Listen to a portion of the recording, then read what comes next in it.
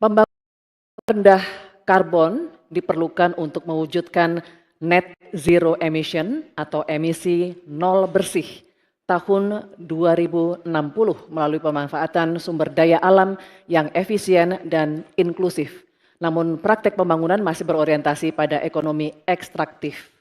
Pertanyaannya, bagaimana kebijakan paslon untuk mengarus utamakan pembangunan rendah karbon yang berkeadilan?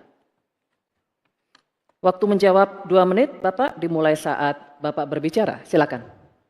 Baik, terima kasih. Jika kita bicara masalah karbon, tentunya kita harus menyinggung juga masalah pajak karbon, carbon storage, dan juga carbon capture. Agenda ke depan tentu kita harus mendorong transisi menuju energi hijau. Kita tidak boleh lagi ketergantungan pada energi fosil. Kita dorong terus energi hijau yang berbasis bahan baku nabati, seperti yang saya katakan tadi, bioetanol, bioaftur, biodiesel. Sekarang sudah terbukti dengan adanya B35 dan B40, ini sudah mampu menurunkan nilai impor minyak kita, meningkatkan nilai tambah produksi sawit di dalam negeri, dan juga lebih ramah lingkungan. Sekali lagi, tantangannya di sini adalah mencari titik keseimbangan atau titik tengah.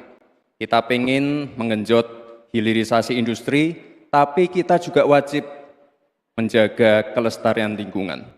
Kita ingin meningkatkan produktivitas petani dan juga sektor maritim, tapi kita juga wajib menjaga keseimbangan alam. Dalam pelaksanaannya tentu AMDAL itu wajib, analisa lingkungan juga wajib, sustainability report wajib juga, dan jangan sampai ada alih fungsi lahan yang sekiranya merugikan pengusaha lokal, UMKM lokal, ataupun masyarakat adat setempat. Sekali lagi, potensi energi baru terbarukan juga luar biasa sekali, ada energi surya, angin, air, bioenergi, panas bumi, dan kita punya potensi yang besar sekali, 3.686 gigawatt. Terima kasih. Terima kasih, Bapak Gibran Rakabuming Raka. Baik, sesinya masih berlanjut, Bapak Ibu. Terima kasih. Kami persilakan sekarang untuk calon Wakil Presiden nomor urut 3, Bapak Mahfud MD, untuk menanggapi. Waktunya 1 menit dimulai saat Bapak berbicara. Silakan. Baik, terima kasih. Saya sudah menyimak dengan baik meskipun saya agak koreksi sedikit terhadap pertanyaan tadi. Kalau dibilang 5 tahun dari sekarang untuk emisi dan bersih, itu sebenarnya nanti tahun 2060 masih jauh waktunya.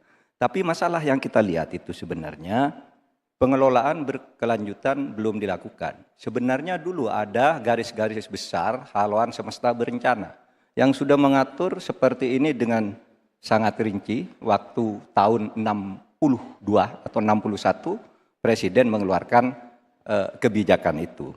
Nah, saya sekarang ingin menatakan kebijakan insentif dan disinsentif ekonomi hijau seperti karbon, pajak limbah, dan sebagainya. Bagaimana Bapak mau melakukan itu? Baik, waktunya habis. Terima kasih.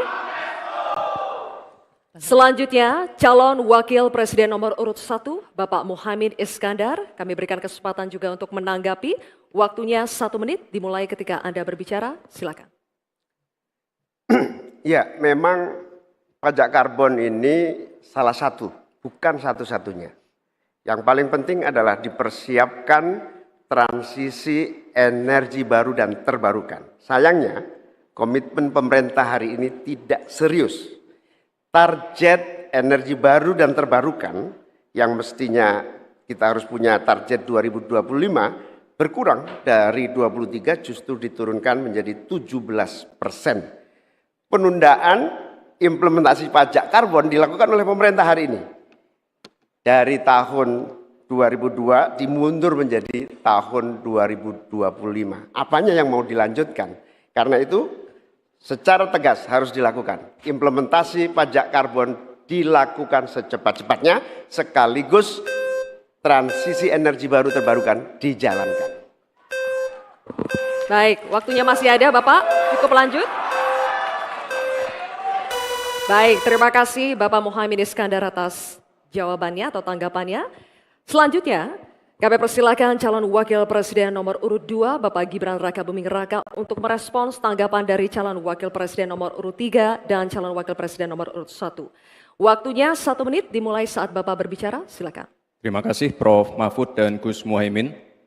Untuk masalah insentif, komitmen, ini bisa kita kasih contoh yang sudah berjalan saja. Contohnya pembangkit listrik tenaga surya yang ada di Cirata. Itu kan kerjasama dengan PT Masdar dari Uni Emirat Arab. Ini kan juga ada insentifnya, Prof. Ada tax holiday, tax allowance, ada pembebasan biaya modal juga, sehingga akan mendorong perusahaan-perusahaan untuk berinvestasi di bidang transisi energi hijau. Transisi menuju energi hijau ini memang tidak murah, sangat costly, karena beberapa perusahaan memang belum bisa mencapai ekonomi soft skill. Tapi yang jelas adalah komitmen kita pasti akan meningkatkan bauran listrik PLN yang sekarang cuma 20%, ini harus ditingkatkan lagi ke depan. Terima kasih. Baik. Terima kasih Bapak Gibran. Oke, baik, kita selanjutnya akan beralih ke pertanyaan kedua untuk calon wakil presiden nomor urut 3, Bapak Mahfud MD. Kami akan persilakan kali ini panelis Bapak